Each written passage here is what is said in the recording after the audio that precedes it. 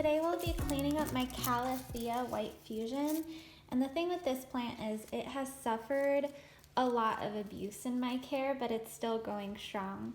A lot of people think that Calatheas are like really high maintenance or difficult plants to keep alive, and I'm not really sure why, but this guy has been a trooper in my care. Like now, see, look how glossy these leaves are. Like, for whatever reason, this guy really wants to live, and he's been through everything with me. Like, he's been forgotten about in a spare room we had in our old apartment. He's been dried out. He's been next to a frozen window. He's been overheated outside, and this guy just keeps springing back.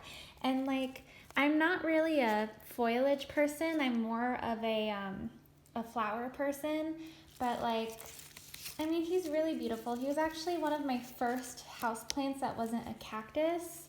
We're just gonna clean him up and see if we can just give him some care. I don't know. He's been thriving under neglect, so hopefully this doesn't ruin it and doesn't kill him. So I'm just gonna kind of take out all of these leaves, all of these dead leaves. This guy was like so close to death and he just came right back up with one watering. I'm literally just gonna pull this out.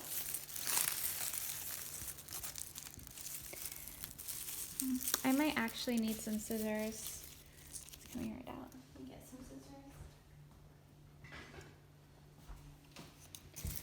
So we're just gonna cut the dead leaves away and kind of make him look a little bit nicer.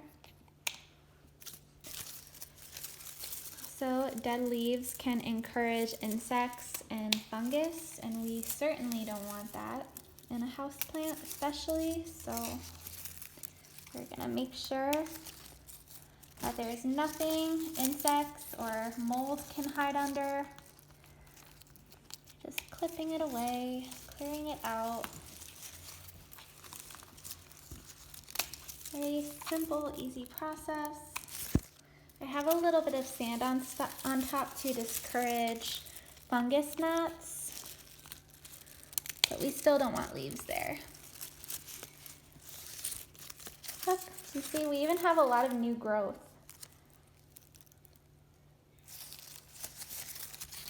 Like, I have honestly, seriously neglected this plant. Like, I've had it for like 2 years, maybe more.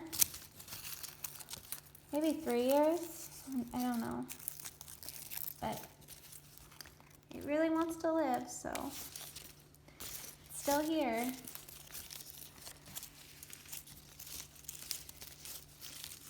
And this doesn't really get a whole lot of light. In my apartment, I had it in a northern window, like in one of the spare rooms, because I didn't have room for it in my other rooms. Well, actually, first of all, I put it in that spare room when I first got fungus gnats, and I almost like gave up on plants right away, but it survived.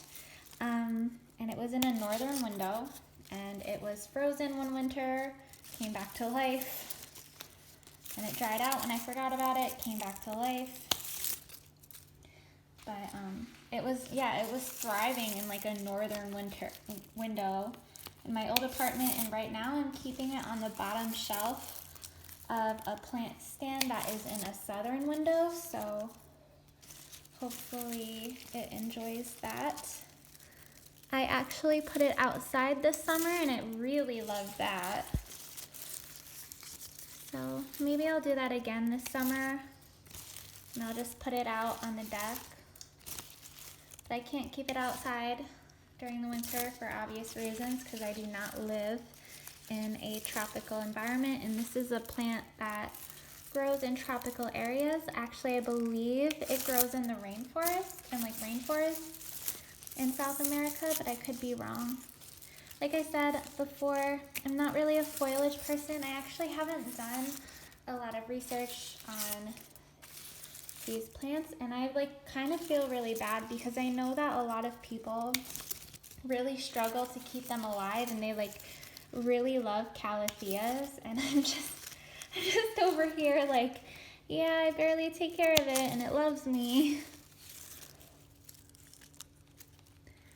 I don't know.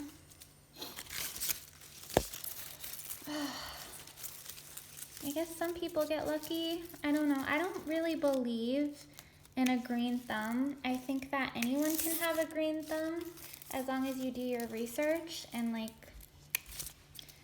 you know, you just have to do your research and figure out what the plant likes. And you have to observe the plant and just like see how it responds to the environment that you provide for it.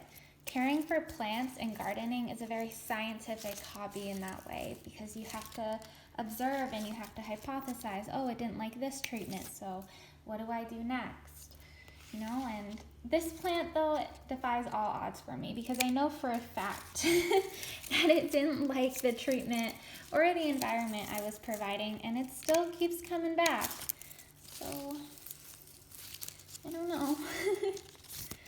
This guy really wants to live. He definitely has a will to live.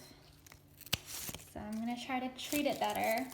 But I've said that twice already about this plant and still accidentally neglected it. So I really hope I can do better. I don't like the idea of like, you know, torturing living things, even plants. They're still alive. And if you bring a plant into your home, you should probably do your best and try to take care of it. I don't like tossing them. I don't like throwing them away. And I feel really bad when they die. Like, it's not an animal. Most people don't care if a plant dies. But, like, I honestly feel bad because I took this plant out of its native environment. And I should really take care of it, you know? This leaves a little dry. I think I'm just gonna chop. As you can see, we have a new growth here. Get rid of that stuff. Some sand to discourage fungus gnats. And this is in a very rich water retaining soil. It's still very wet, so I'm not gonna water it. Yeah, it looks all cleaned up now. Yep, we have new growth here. It's just coming up. And a new leaf unfurling here. That's nice. What I really like about this plant and what actually drew my eye in the first place was the purple back. Isn't that pretty? So I'm just gonna try to do better and take better care of this plant. Hopefully it likes my care a little bit better now. Yeah, look how pretty. It looks like a painting. Alright, well, thanks for watching. Wish me luck with this one.